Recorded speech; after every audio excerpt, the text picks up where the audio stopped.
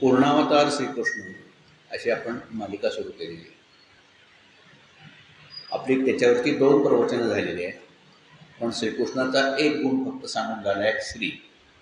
आज आपण श्रीकृष्णाचा दुसरा गुण पाहणार आहोत, ज्याला षड्गुण ऐश्वर्य म्हणतात.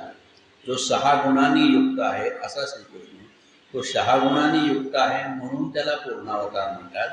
आता ते 6 गुण कसे कसे कोणते कोणते आहेत आणि श्रीकृष्णाने आपल्या जीवनात कसे दाखवलेत आणि नुसते त्याच्या जीवनात दाखवून उपयोग नाही, ते आजपर्यंत एवढी 5-5.5 हजार वर्ष झाली, आज ती सगळ्या समाजाला, प्रत्येकाच्या वैयक्तिक आयुष्याला ते कसे उपयोगी पडतात ते आपण पाहतो.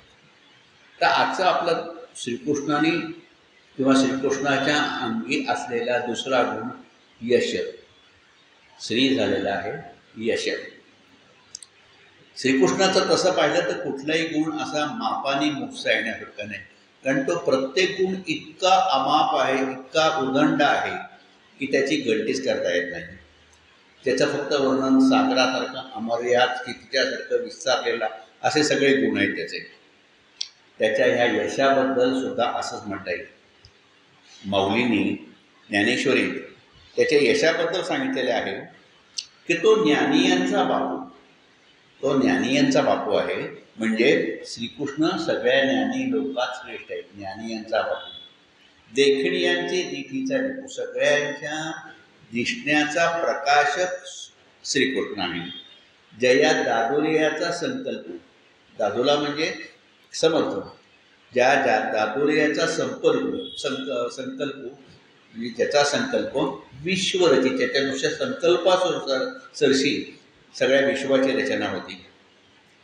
प्रणवाची ये पेठे जाहले शब्दब्रह्म माझिटे, प्रणवाची ये पेठे झाले शब्दब्रह्म माझिटे, ते जयाची यशा धातुटे वेढून बोले. म्हणजे त्याचे यश ओंकाराच्या पेठेत, प्रणवाच्या पेठेत जे वेदरूपी वस्त्र जे विणलं जाते, ते त्याच्या 6 गुणांपैकी जो यश नावाचं जे गुण आहे त्याला वेदण्याला सुद्धा अपुरं पडतं. म्हणजे वेदांना सुद्धा त्याचं यश, संपूर्ण यशाचं वर्णन करता येत नाही, तर बाकीचे गुण अजून बाजूलाच राहिले. म्हणजे इतके ते गुण असे अमर्याद आणि अफाट आहेत. तर श्रीकृष्णाचं यश आपण कसं मोजायचं? मुळात यश म्हणजे नक्की काय, हा मोठा प्रश्न पडतो. यश कशाला म्हणतात? म्हणजे एखादी गोष्ट, यश हे काळ, स्थान याच्या अनुसरून ते बदलू शकतं. म्हणजे एखाद्या लढाईत एखाद्या शत्रूला आपण नामोहरप करतो, त्याचा पराभव करतो, म्हणजे आपल्याला यश मिळालं. पण तीच घटना शत्रूला अपयशासारखी असते. अगदी अपयश सुद्धा कधी कधी यशापेक्षा यशदायी असते. आता तुम्ही म्हणाल कसं काय बघ, अपयश हे यशापेक्षा फलदायी कसं काय? तर पहिली महत्त्वाची गोष्ट पानिपतची लढाई. पानिपतवर सदाशिवराव भाऊ म्हणजे मराठ्यांचा प्रभाव झाला, तरी इतिहासात त्यांची यशोगाथा गायली जाते, त्यांच्या पराक्रमाचे गोडवे गायले जातात. त्यांनी मैदानी युद्धात अब्दालीच्या प्रचंड सेनेवर काही हजारोंच्या संख्येने हल्ला केला. त्या भयानक युद्धात क्षणोक्षणी मराठ्यांच्या शौर्यापुढे तो निष्प्रभ झाला.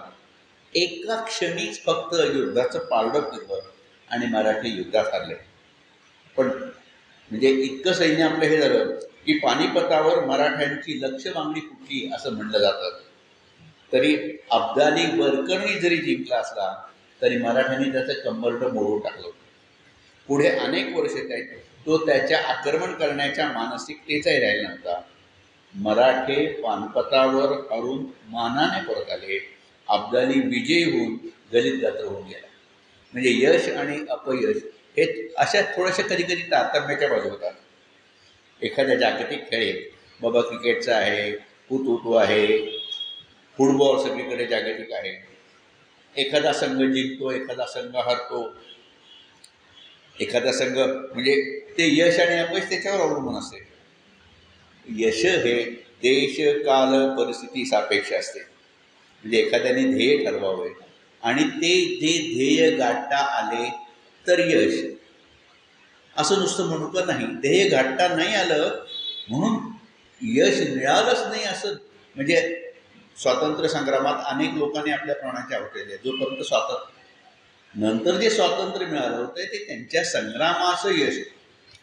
टिळक स्वातंत्र्याच्या आधी कधीच गेले, पण ते यश टिळकांचं सुद्धा होतं, अनेक क्रांतिकारकांचं होतं, सगळ्यांचं होतं.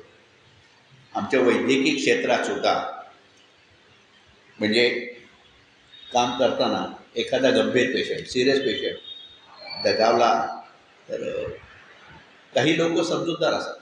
म्हणजे खेड्यात पाहायला मी त्यांना समजून सांगितलं की असा असा तुमचा पेशंट फार गंभीर आहे. म्हणजे गंभीर हा शब्द त्यांना कळत नाही, त्यांना सिरियस म्हटलं की कळतं. तुमचा पेशंट लय सिरियस आहे. नाही डॉक्टर तुम्ही काय बी करा, कसे बी करा, यश आलं. आणि समजा तो दुर्दैवाने दगावलाच तरी ते पेशंट आपली समजूत, म्हणजे मला तरी माझा अनुभव असा आहे की ते माझीच समजूत करायची. डॉक्टर लई आदाबला तुम्ही, आपल्या हाताला यश आलं नाही. आता डॉक्टरच्या हाताला हल्ली जर अपयश आलं की पहिले दवाखाने फोडणे आणि जाणे, याच्या पलीकडे माणसं काही करतच नाही. म्हणजे यश हे नेहमी शाश्वत आणि अशाश्वत यांच्या पायरी उभे असते. विशेषतः अशाश्वत जास्त असतं. त्याला अशाश्वत यशाला पुढचे शाश्वत पायऱ्या असतात. कधी कधी शाश्वत यश मिळायला सुद्धा अशाश्वत यश मिळावं लागतं. आता श्रीकृष्णाचं यश कसं आहे तर श्रीकृष्णाचं जीवनाचं ध्येय काय होतं पहिले सांगितलं होतं की यदा यदा धर्मस्य ग्लानिर्भवति भारत अभ्युत्थानम् अधर्मस्य तदा आत्मानं सृजामि परित्राणाय साधूनां विनाशाय च दुष्कृतां धर्मसंस्थापनार्थाय संभवामि युगे. जेव्हा जेव्हा धर्माला ग्लानी होते, धर्माबद्दल आपल्या लोकांचीच आस्था कमी होते. आणि पाहतोय आपण धर्माबद्दल आस्था कमी व्हायला राहिलेली आहे. आपणच आपल्या धर्माला नावं ठेवायला लागतो. अहो किती हे दुसरे लोक आपल्या धर्माला नावं ठेवण्यापेक्षा आपलेच लोक आपल्या धर्माला इतकी नावं ठेवतात. किरकोळ करण्यासाठी आपण धर्माचा त्याग करतो, परधर्माचं आचरण करतो, परधर्माचे गोडवे घालतो, आपल्या जुन्या सधर्माला नावं ठेवतो. अधर्माचा जोर वाढायला लागतो. म्हणजेच आपल्या आदर्शांना कोणी नावे ठेवली तरी आपण गप्प राहतो. आपली मंदिरं, पवित्र स्थळं वाटून कोणी त्याच्यावर प्रार्थनास्थळं उभारली तरी आपण सहन करतो. आपल्या साधू संतांचा छळ केला, बलात्काराने फसून, तलवारीच्या जोरावर, संपत्तीच्या आमिषाने कोणी धर्म पाठवायला राहावं लागलं तरी आपण सहन करत राहतो. त्या अन्यायाचे पारिपत्य करत नाही. त्यामुळे असा अधर्म होत असेल, आपली विजिगीषू वृत्ती, आपल्यातला पुरुषार्थ जागरूक होत नसेल, बराच काळ आपण ढिम्म राहत असो, आपला जोर फक्त शाब्दिक निषेध करण्यापुरता किंवा मेणबत्त्या लागून नपुसक पुरुषार्थ दाखवण्यात करतो, तेव्हा परमेश्वर जागा होतो. परमेश्वर म्हणतोय झोपलेले आहेत, मुरदार माणूस आहेत, आपण आता जागा व्हावं. आणि त्याच वेळा या सगळ्याचा जोर वाढला की मग नवीन नवीन प्रकार सुरू होतात. मग अगदी आपल्याला सगळ्यांना माहीत आहे, म्हणजे प्रत्येक वेळा सांगायची जरूर नाही की मग लव जिहाद, लँड जिहाद, बॉलिवूड जिहाद, मंत्र जिहाद, भाषा जिहाद, संस्कार जिहाद, नाना प्रकारचे अत्याचार आपल्यावर होत असतात. किंवा कोणत्याही कारणाने धर्मावर संकट असले तर परमेश्वर अवतार घेतो. कृष्णाचा अवतार द्वापार उभारला.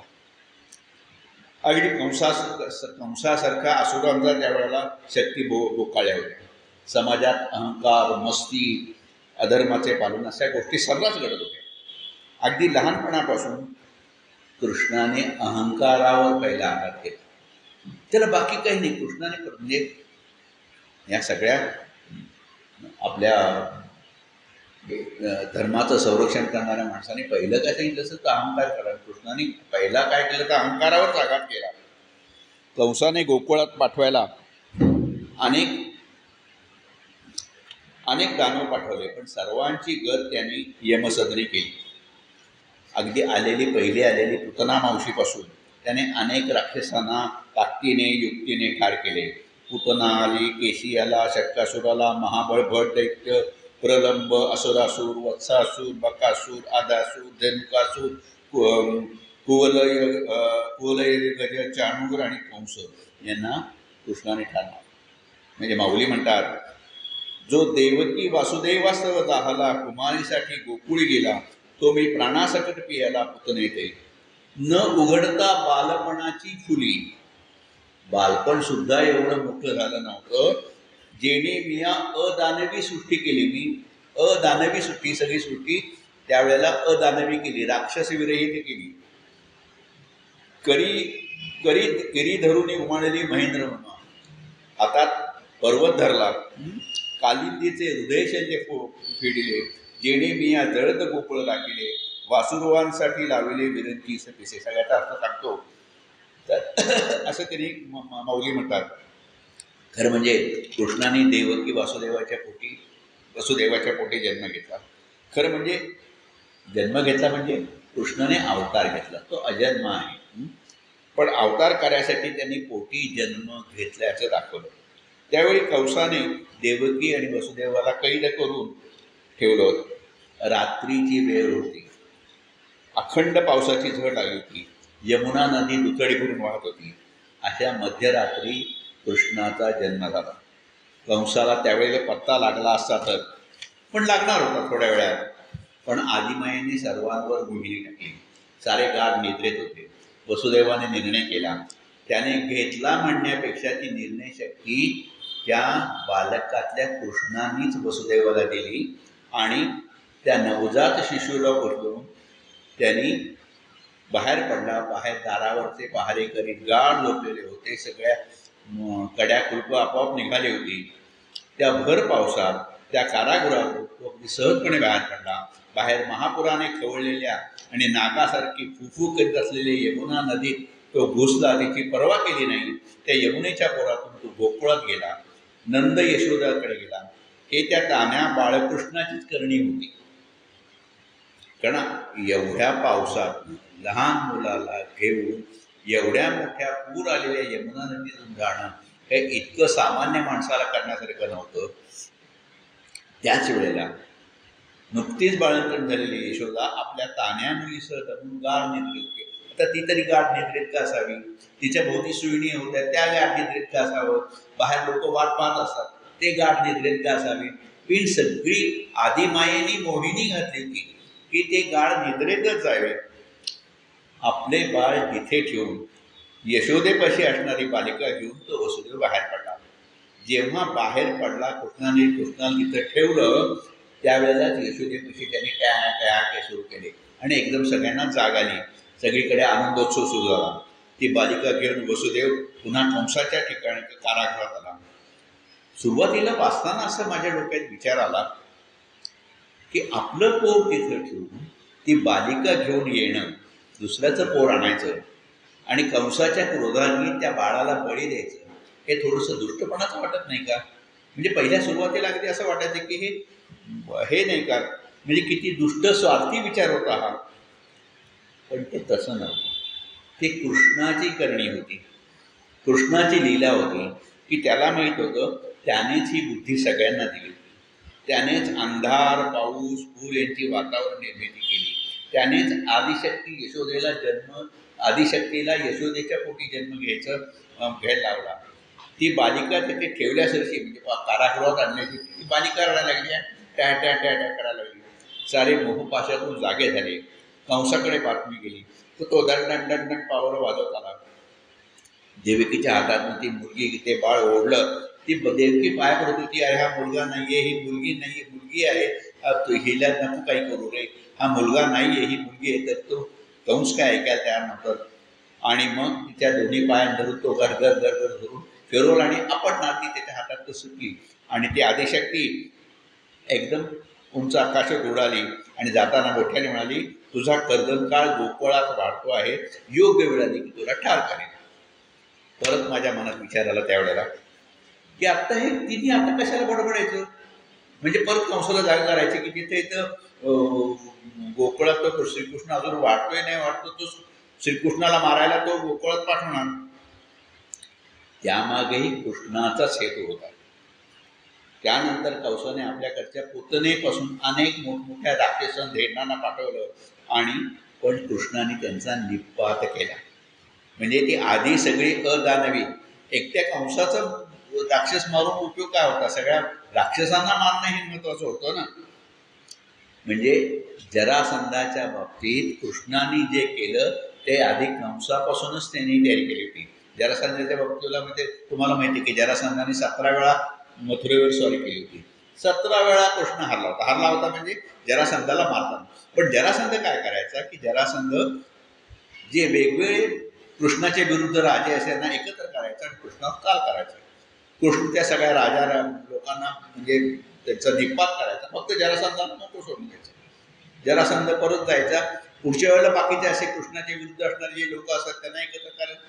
जे कृष्णाने जाऊन तिथं करायला पाहिजे होते ते आयतेच कृष्णाच्या तावडीत सापडायचे आणि जरासंधांना नको. मथुरेवर 17 वेळा हल्ले करून सुद्धा जरासंधाला मारलं नव्हतं. आणि एके दिवशी एके संध्याकाळी एके रात्री अचानक सगळी मथुरावासी त्यांनी सगळे द्वारकेत आले आणि मग जरासंधाचा निपात केला. तो आपण पाहणार आहोत कसा करायचा. तर म्हणजे ही सगळी आधी जसं जरासंधाच्या वेळात नंतर केलं तसं त्यांनी कंसाच्या वेळा आधी केली. असुरांचे काय, सुरांचाही म्हणजे देवांचाही त्यांनी अहंकार दूर केला. दरवर्षी सारे गोकुळवासी इंद्राची पूजा करायची. पण कृष्णाने इंद्राची पूजा करायची आपण नैसर्गिक मित्र असलेल्या आपण गोवर्धन पर्वताची पूजा करू. म्हणजे हल्लीच्या काळात ज्याला पर्यावरण पूरक म्हणून तशी पूजा करू झालं. त्यांनी इंद्राचा अहंकार दुखावला गेला. रागाराग त्यांनी भयानक पर्जन्यवृष्टी सुरुवात केली. पाऊस थांबायचं नावच घेत नव्हता. सारे नदी नाले ओढे भरभरून व्हायला होते. गोकुळातली सकाळी व्यवहार ठप्प झाले होते. पाऊस विड्यासारखा धिंगाणा घालत होता. लोकांना वाटलं आता ही जगबुडी झाली, या प्रलयातनं कोणी वाचत नाही. सगळ्यांनी आर्तस्वराने कृष्णाला प्रार्थना. म्हणजे नामदेवरायांचा अभंग आहे की मुसळांच्या धारा मेघवर्षातील. जसं मुसळ असतं तेवढ्या धारा येतात पावसाच्या. गारा पडतात ती शिळा द्यायच्या, मोठमोठ्याला शिळा पडतात तशा गारा पडतायत. मरताती पक्षी श्वापदे अपार, हिवे नारी नर कापताती. नामा म्हणे गाई हंबरडा पोटी, येऊन पडती कृष्णापुढे. कृष्णाने सर्वांसह गोवर्धन पर्वताकडे प्रयाण केलं. या अवाढव्य गोवर्धन साऱ्या गोकुळाला तिथं आसरा दिला. त्याने आपल्या फक्त एका बोटावर तो पर्वत पेलला. नंतर 7 दिवस अखंड पावसाची झड होती. शेवटी इंद्र पाहायला आला. त्याला आश्चर्य वाटले आणि तोही मग श्रीकृष्णाला शरण गेला. जी गोष्ट इंद्राची तीच ब्रह्मदेवाची. ब्रह्मदेवाने गोकुळातील गोपाळांच्या खिजवण्याने चिडून जाऊन गायी वासरं गोपाळ लपवले. कृष्णाने हुबेहूब तसेच गायी गोपाळ निर्माण केले. अख्खे वर्ष तसे गेले. कोणालाही पत्ता लागला नाही. अरे तू ब्रह्मदेव असला म्हणून काय, मी तुझा बाप आहे असं कृष्ण मनात म्हणाला. त्याची प्रचिती दिली. ब्रह्मदेवाला अक्षरशः वेळ लावत त्याचाही अहंकार उतरवला. शेवटी ब्रह्मदेवालाही जाणवले की खरोखर आपला बाप आहे.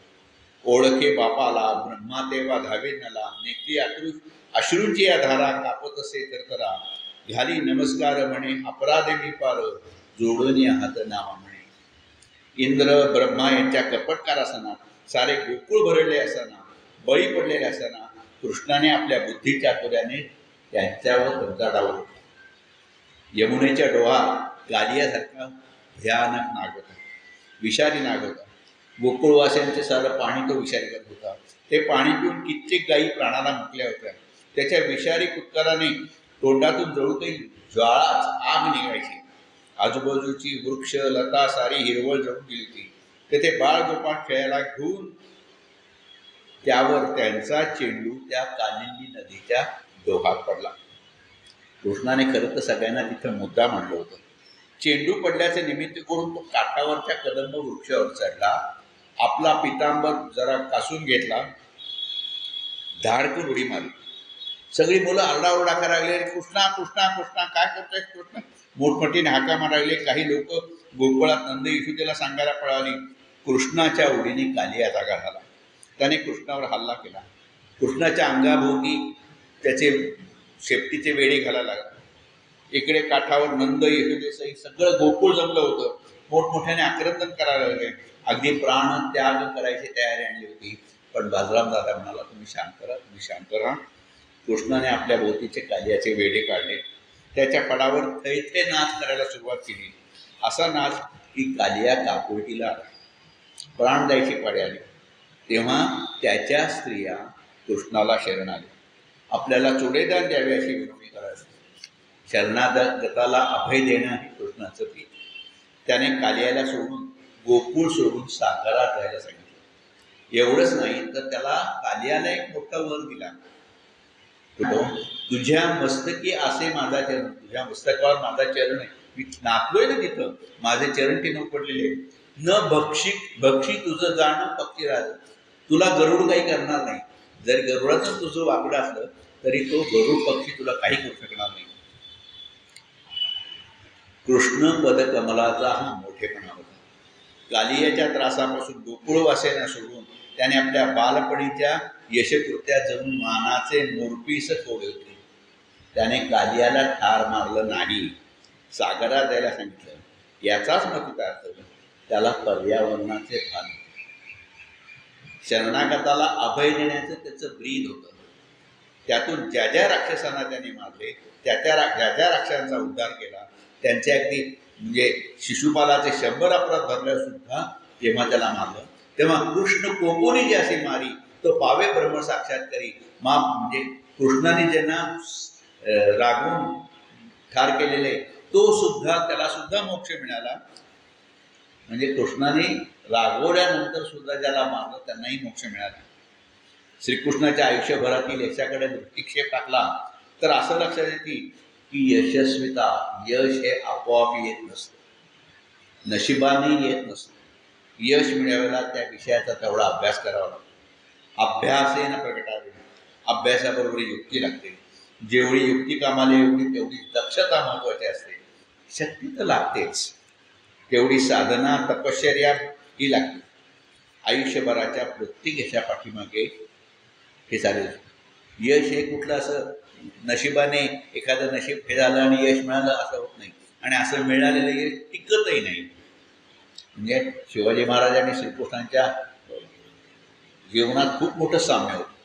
आणि शिवाजी महाराज लाख सैन्याच्या गराड्यात असलेल्या शाहिस्तेखानाचा काटा काढायला लाल माला स्वतः जेव्हा शिरले तेव्हा त्यांना हे सारे गुण उपयोगी पडले. कोणत्या युक्तीने आज जायचे, कोणती युक्ती करायची, त्यातून सही सलामत बाहेर कसं पडायचं, युक्तीच्या बरोबर दक्षता कशी घ्यायची, या सगळ्या घडणाऱ्या घडामोडींचा कयास बांधून शिवाजी महाराज लाल माला शिरले होते. कसं पुढे निष्ठायचं याची त्यांनी हे केली होती. आणि सगळ्या धाडस आणि चातुर्यपणा लावले होते. ते बैलांच्या शिंगाला परिते बांधून शत्रूचा कात्रच करून गुंगारा देण्याचा शेवटचा वळसा आपला होता. शिवाजी महाराजांवर संकट काही कमी आहे? एकामागून एक होते. अफजल खानाचा काटा काढणे, सिद्धी जोहरच्या कडकडीत वेड्यातून पन्हाळगडावरून मोजक्या सैन्यासह विशाळगडावर भर पावसात काळोख्या रात्री मोजक्या सैनिकांसह जाणं, यात अनेक गुणांचा संगम झाल्यामुळे शिवाजी महाराजांना यशस्वी प्राप्त झालं. आग्र्याहून सुटका हा सगळ्याचा कळस होता.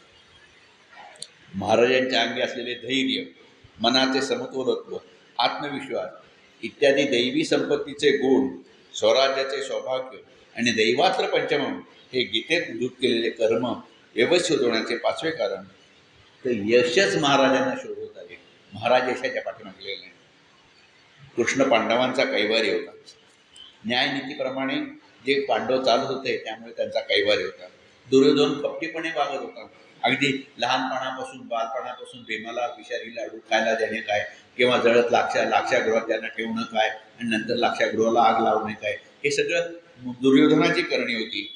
नंतर द्यूताला बोलून म्हणजे भयानक अपमान करून अगदी द्रौपदीचे चिरहरण करून सुद्धा शेवटी त्या द्यूतातनं 12 वर्ष वनवास, 1 वर्ष अज्ञातवासी शिक्षा भोगून सुद्धा म्हणजे पांडवांचे हाल दुर्योधनाने आयुष्यभर केले.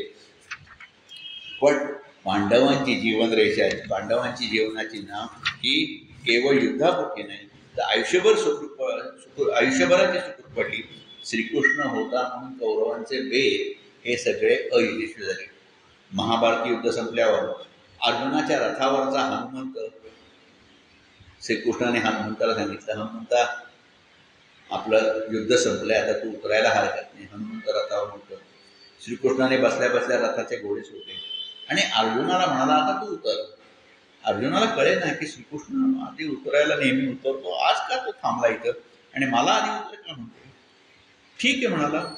श्रीकृष्णाचं म्हणजे कधी अर्जुनाने का व्हाय असा प्रश्न केला ना, अर्जुनही उतरला आणि मग श्रीकृष्ण उतरला आणि त्या चर्शी तो धड धडा धडा धडा धड जळायला लागला. अर्जुन पाहत राहिला. श्रीकृष्ण म्हणाला, आजच्या या 18 दिवसाच्या महाभारत युद्धात याच्यावर इतके शस्त्रास्त्रांचे प्रयोग झालेले आहेत. याच्यावर ध्वजस्तंभावर शंकरू जो म्हणजे ध्वजस्तंभावरही वानरू जो मूर्तिमंत शंकरू असा जो मूर्तिमंत हनुमंत होता आणि मी होतो, यामुळे तो जळाला नव्हता. आता तो जळलेला आहे. अगदी महाभारती युद्ध संपल्यावर म्हणजे हे श्रीकृष्णाचं यशाचं गमक होतं. सारे पांडव धृतराष्ट्राला गांधारीला भेटायला गेले. तेव्हा धृतराष्ट्राने प्रथम धर्मराजाला मिठी मारली. त्यानंतर धृतराष्ट्राला भेटायला भीम पुढे आला. भीम जशी मिठी मारणार तसं धृतराष्ट्राच्या चेहऱ्यावरचे भाव बदलत गेले. सर्वांगाच्या शिरा तटतटून असं हे व्हायला लागलं. श्रीकृष्णाने ते ताणले. भीमाला हळू हाताने बाजूला करून तिथे एक लोखंडाचा पुतळा होता भीमासारखाच, त्याला पुढे केलं. धृतराष्ट्राने त्याला मिठी मारली, त्या पुतळ्याला मिठी मारली आणि मनात म्हणाला, हाच तो भीम, हाच तो भीम, यानेच माझे सारे पुत्र मारले, यानेच माझा प्रिय दुर्योधन सारे युद्धाचे नियम धाब्यावर बसून मांडीखाली गदेचे घाव घालून मारलं. धृतराष्ट्राची सारी शक्ती, सारा संताप, सारा अंगार, सागरी अगतिकता सगळ्यांनी तो असा कवटाळून मोठ्या हे करून होतं. आणि त्या क्रोधाच्या भरात त्यांनी त्या अक्षरशः लोखंडाच्या पुतळ्याचं चूर्ण केलं. आणि मग त्यांनी गळा काढला, अरे रे मी काय केलं हे, मी माझे तर पुत्र सगळे गेले, 100 पुत्र गेले, माझा भ्रातार पुतळा नाही मी मारलं. भीम श्रीकृष्णामुळे वाचला. पुढचं म्हणजे जे आख्याने गांधारी काय म्हणाले, कुठे काय म्हणाले, ते आपण श्रीकृष्णाच्या वैराग्य या गुणाच्या वेळेला पाहणार आहोत. पण ही यशस्वीता ही श्रीकृष्णाच्या दक्षतेमुळे आणि अनुभवाच्या चातुर्यामुळे. रणांगणात कृष्ण अर्जुनाची झुंज निकरावर आली असताना कोणी कोणाला असं आवरत नव्हतं.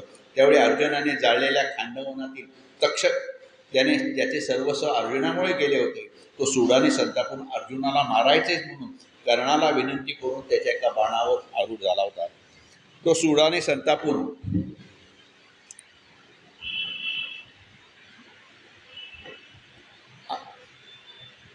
आणि कर्णाच्या बाणावर बसला आणि कर्णाने तो बाण सोडला. समोर श्रीकृष्णाने पाहिलं, त्याला जाणवलं की हा बाण अर्जुनाच्या काळजाचा वेध घेणार. तो बाण सणानत आला. तेव्हा त्याने घोड्याचे नुसते पाय दाबले. रथ जरासा खाली गेला. जो बाण अर्जुनाच्या छातीचा वेध घेणार होता तो अर्जुनाच्या मुकुटावर लागला. मुकुट पडला, बाकी काही झाले नाही. सगळ्या कथा जे सांगायच्या तीच कथा जयद्रथाच्या वेळची.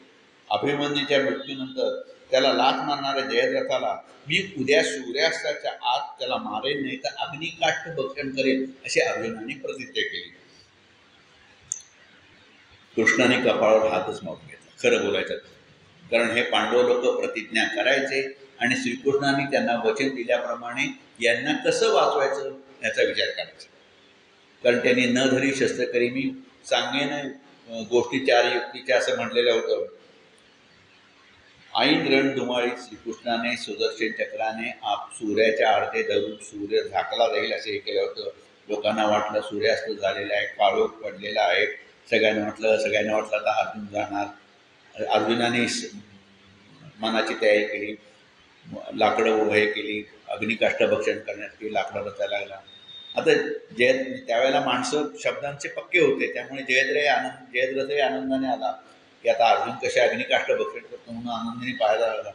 ते लागल्याबरोबर श्रीकृष्णाने आपलं सुदर्शन चक्र बाजूला काढलं आणि अर्जुनाला म्हणाला की अर्जुना तो बघ सूर्य, तो बघ जयद्रथ, मार तुझा बाण. म्हणजे जयद्रथ सटपटलाच, पण अर्जुनाने बाण मारून त्याचं डोकं उडवलं. ही गोष्ट इथं संपत नाही. अर्जुनाने जी प्रतिज्ञा ती पूर्ण केली, पण ही गोष्ट इथं संपत नाही. कारण अर्जुन जयद्रथाचा पिता हा महान तपी जपी होता. त्याचं नाव वृद्ध क्षत्र. त्या जपाने त्यांनी असं सांगितलं होतं, देवाकडनं असं वर मागून घेतला होता की माझ्या मुलाचं डोकं ज्याच्या हातून पडेल त्याच्या डोक्याची 100 चक्र. श्रीकृष्णाने सांगितले की तो त्याचा बाप एक समंत पंचकात घोर तपश्चर्या करत बसलेला आहे. तू असं कर बाणाने त्याला अशी गती दे की तो तिथं जो तपश्चर्या करत बसला असेल, त्याच्या मांडीवर ते मुकुट त्याचं शिर पडेल. तो तपश्चर्या करत असताना अर्जुनाने बाणाने त्याच्या त्या मस्तकाला तिथं गती दिली आणि मस्तक त्याच्या मांडीवर पडलं असं केलं. तो तपश्चर्यात होता. काय पडलं म्हणून हातात धरून पाहिलं तर त्याच्या मुलाचंच मस्तक त्याला पाहिलं आणि त्याच्या हातात सटकलं आणि त्याच्या डोक्याची शतशकलं झाली. म्हणजे श्रीकृष्ण होता म्हणून अर्जुन ह्या दुहेरी याच्यात वास. प्रत्येक ठिकाणी पांडवांचा कैवारी श्रीकृष्ण होता. आणि आता आपण असा विचार करूया की श्रीकृष्ण पांडवांचा कैवारी होता, आपण पांडव असा विचार करूया आणि आपण पुढे जाऊया. तुम्ही पांडवांचे पक्षपाती आहात. असा दुर्योधनाने भीष्माला असा म्हणजे कधी नाही तर ताड ताड ताड ताड ताड ताड बोलला, तुम्ही त्यांना मारू शकणार नाही, तुम्ही काही करू शकणार नाही, जोपर्यंत तुम्ही सेनापती आहात तुम्ही पांडव करीन. शेवटी भीष्माने प्रतिज्ञा केली की उद्या निष्पांडवी पृथ्वी करीन. आणि ही प्रतिज्ञा श्रीकृष्णाने ऐकली. त्यांनी भर मध्यरात्री द्रौपदीला घेऊन त्यांच्या राहुटीपाशी गेला. आपण आत गेला नाही, पण द्रौपदीला आत सोडलं आणि तिला सांगितलं की तिथं भीष्म तप कर जप करत बसलेले आहे, डोळे मिटून तिथे जाऊन तू त्यांच्या पायापट बांगड्यांचा जर चांगला आवाज काढ. द्रौपदी गेली, पाया पडली बांगड्यांचा आवाज. भीष्मांना वाटलं की कोणतरी एक स्त्री आली बाबा, सध्या सगळी युद्धाची धुमश्चक्री चालू आहे, तिने त्यांनी भीष्माने आशीर्वाद दिला की सौभाग्यवती भव. मग द्रौपदी म्हणाली पितामह हे आपले शब्द खरे ठरणार ना. तर पितामहाने डोळे ओढले. द्रौपदी तूच ना. म्हणाले ठरतील, खरे ठरतील, पण तुला ही युक्ती सांगणारा वनमाळी कुठे गेला, तो कुठे आहे. म्हणजे भीष्माने सुद्धा ओळखलं होतं की ही युक्ती श्रीकृष्णाने सांगितलेली आहे. पांडवांना हरवणे कृष्णामुळेच कौरवांना शक्य झाले नाही. मारण्याची गोष्ट वेगळीच, पण पांडवांच्या तावातावाने केलेल्या प्रतिज्ञा, पांडवांनी फार विचार केला. म्हणजे सगळ्या पांडवांनी, धर्माने, अर्जुनाने, पहिल्यापासून भीष्माने सुद्धा ज्या प्रतिज्ञा केल्यानं त्यामुळे संबंध महाभारताची सगळी चक्र सगळी बदललेली गेली. पण कृष्णाने आपल्या युक्तीने वाचवलं. कोळ्या अभिमन्यूला चक्रीविवाद खेचून कर्ण जय, मग अशी आपण ती गोष्ट सांगितली की दुर्योधनाचा पुत्र यांनी चरकपटाने ठार मारले. एवढेच नाही, त्याच्या मुक्त क्षेत्राची अवहेलना केली. धर्मराजाला हे कळल्यावर त्याने त्याचा संताप, धर्मराजाचा संताप म्हणजे भयानक झाला. आणि तो त्यावेळेला अर्जुन आल्यानंतर त्याने विचारला अर्जुनाला की अर्जुना तू ह्यांना मारलं का, आपला अभिमन्यू गेला. अभिमन्यू गेला हे अर्जुनाला धक्का लागतो. पण धर्मराज पुढचं वाक्य म्हणला की काय तुझ्या गांडीवाचा उपयोग आहे. एवढा अभिमन्यूसारखा अभिमन्यू शूर तो गेला, जर या धनुष्यबाणाचा गांडीवाचा काही उपयोग नाही, ते फेकून वगैरे वगैरे. अर्जुनाची एक प्रतिज्ञा होती, जो माझ्या गांडीवाचा अपमान करेल त्याला मी ठार मारेन. झालं. आता श्रीकृष्णाला कळलं की म्हणजे आता हा अर्जुन धर्मराजांना मारला जाणार. म्हणजे पांडव आपापल्या ह्याच्यातच हे धरून श्रीकृष्ण धर्म थांबा तुला धर्मराजाच मारायचं आहे ना. तू असं की आपल्यापेक्षा जे मोठी माणसं असतात त्यांची निंदा केली, त्यांची अवहेलना केली, त्यांना काही वाईट साईट बोललं तर त्यांना ते मृत्यूप्रमाणे असतं. तू धर्मराजाला काही वाईट साईट वाटेल ते बोल. अर्जुन तसं बोलला. बघ आता धर्मराजाची त्या दृष्टीने हा मानसिकदृष्ट्या धर्मराजाचा मृत्यू झालेला आहे. झाली तुझी शिक्षा, म्हणजे पूर्ण झाली की तू माझ्या गांडीवाचा जो अपमान करेल त्याचा मी मृत्यू, म्हणजे त्याला मी ठार करेन. तू केलं जरूर. पण अर्जुन निष्पाप होता, अनघ होता. अर्जुनाने पाहिलं की माझ्या थोरल्या भावाचा अपमान केला, काही नाही, माझ्या अपमानाबद्दल माझी मी याला शिक्षा करून घ्यायला पाहिजे. तो म्हणाला आता मला माझी आत्महत्या करून टाकतो. तर परत म्हणजे श्रीकृष्णाला परत डोक्याला हात लावला की आता हे काय होतंय बाबा, ह्याच्यापासून माझं धर्मराजाला वाचव. ठीक आहे, तुला स्वतःची आत्महत्या करायची. मनुष्य आत्महत्या केव्हा म्हणजे स्वतःला मारायचं. मग असं कर, तू स्वतःचा अहंपणा मिळव, अहंकार मिळव, मी यावं मी तेवय असं म्हणणं म्हणजे त्या अहंकार म्हणजे आत्मघात. तू स्वतःबद्दल असं म्हण, तो आत्मघात झाला. आणि असं समजू की अर्जुनही गेला, धर्मही गेला. अशा तऱ्हेने ह्या सगळ्या भानगडी, या सगळ्या उलाढाली कृष्णाला युद्धाच्या प्रसंगात म्हणजे जीवनात, कौरवांच्या जीवनात तर कराव्याच लागल्या, पण महायुद्धाच्या काळात, महाभारती युद्धाच्या काळात समरप्रसंगी ह्या कृष्णाला सगळ्या कराव्या लागल्या.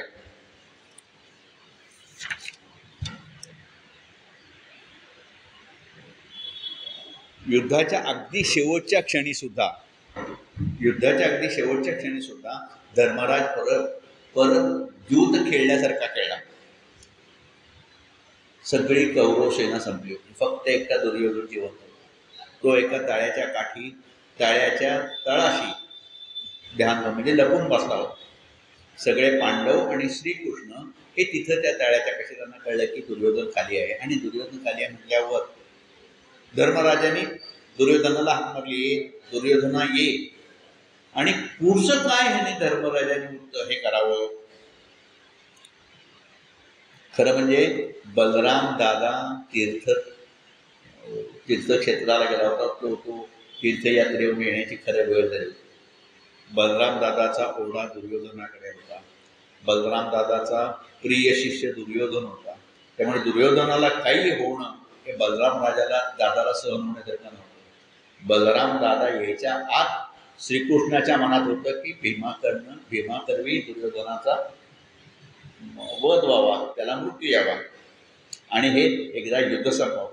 पण इकडं धर्मराज म्हणजे काय, अरे दुर्योधना ये बाहेर आणि आमच्या पांडवांपैकी कोणाशी तू द्वंद्व युद्ध खेळ, तू त्यात आमच्यापैकी कोणी हरला तर सगळं राज्य तुला देऊ. परत कृष्णाने कपाळाला हात मारला, अरे काय हे दूध खेळ. पण दुर्योधन इतका अहंकारी होता, हे अर्जुन हे सहनपूर सेदो धर्मराज नाही, माझ्या तोडीचा म्हणजे भीमाशीच गदा युद्ध करणार. म्हणून त्यांनी भीमाला, नाहीतर त्या क्षणी सुद्धा काहीतरी अशी गडबड झाली असती. पण म्हणजे ह्या सगळ्यांच्या प्रतिज्ञा, या सगळ्यांची वाक्य, ही सगळ्यांची आतताई हे करणं, ह्याच्यातून सुद्धा म्हणजे किती दक्षता, एखादा यश मिळवायला किती दक्षता घ्यावी लागते हे श्रीकृष्णाकडनं शिकवलं.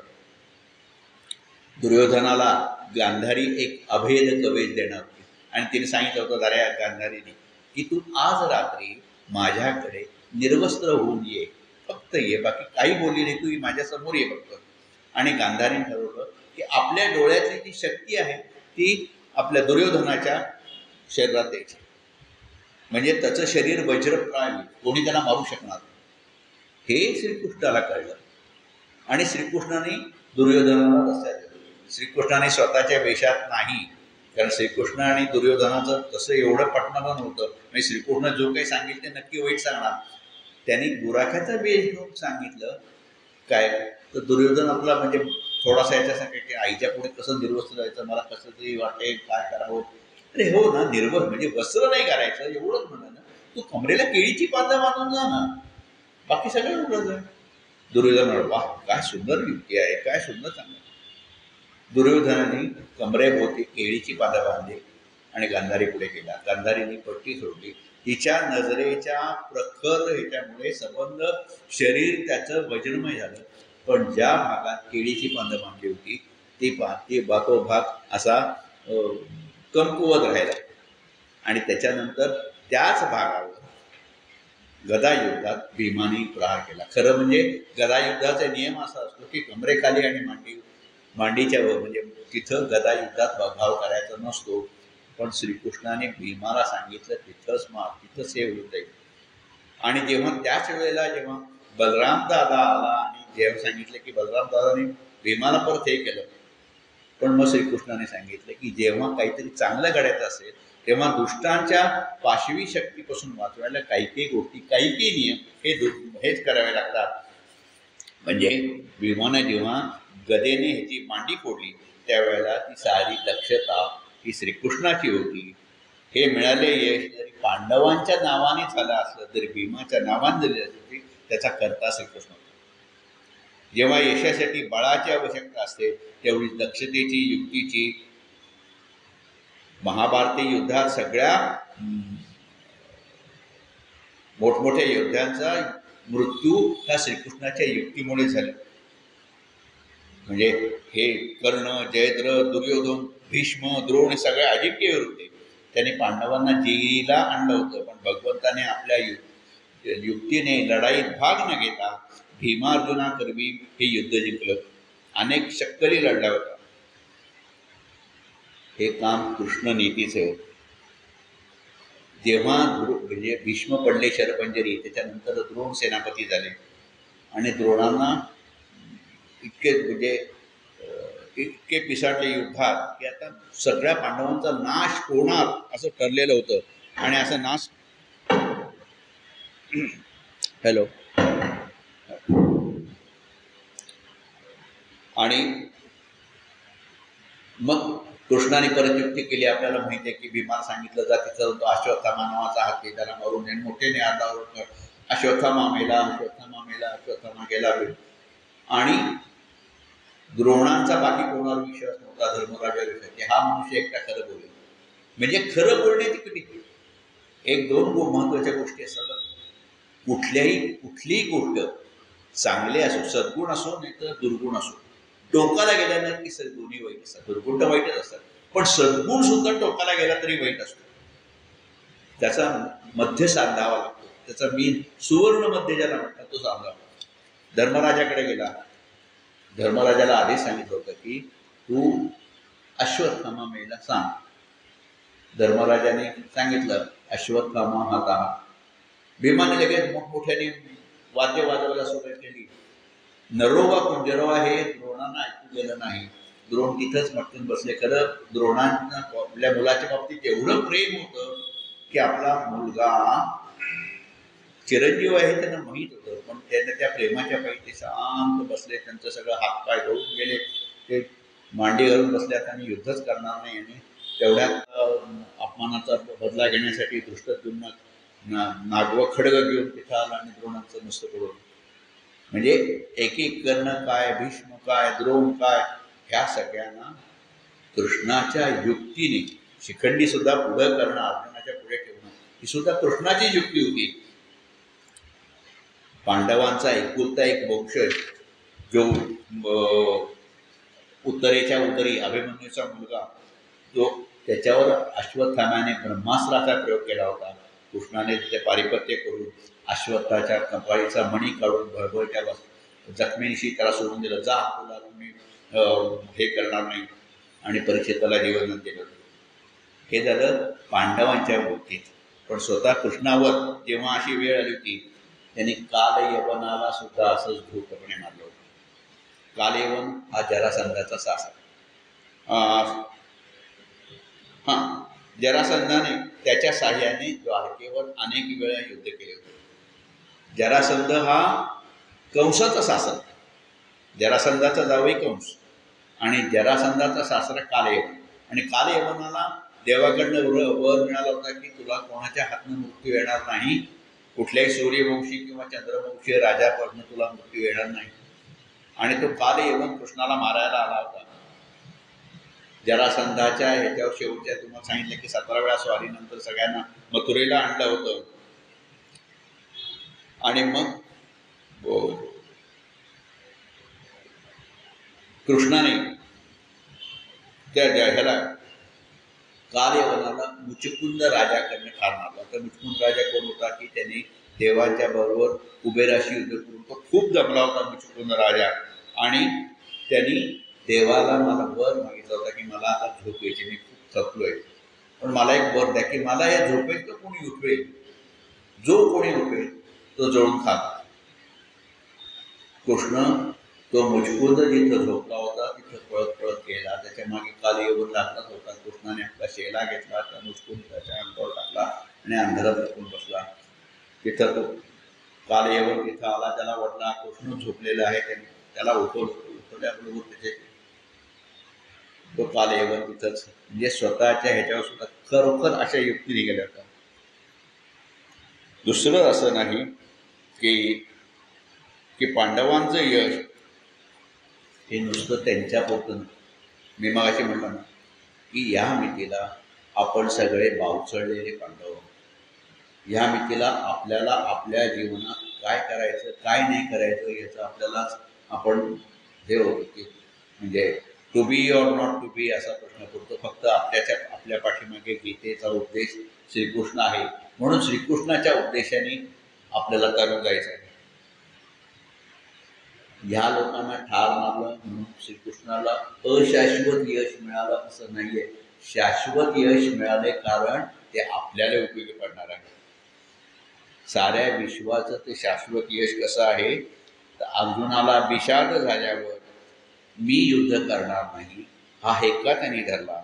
त्याचा विषाद घालून त्याला कर्तव्य कर्माला उद्युक्त करायला त्याने जो गीतासांगून उपदेश केला तो आज 5,500 वर्ष झाली मानवजातीला उपकारक ठरलेला आहे. आपले कर्तव्य कर्म न चुकता करणे, त्यात अहंकार येऊन न देणे, कर्मफळाची अपेक्षा न धरणे, कर्तव्य कर्म म्हणजे स्वधर्म समजणे, ती कर्मे म्हणजे यज्ञ समजणे. आज भगवंताचा उद्देश देश, धर्म, भाषा, काल यांच्या आधीत आहे.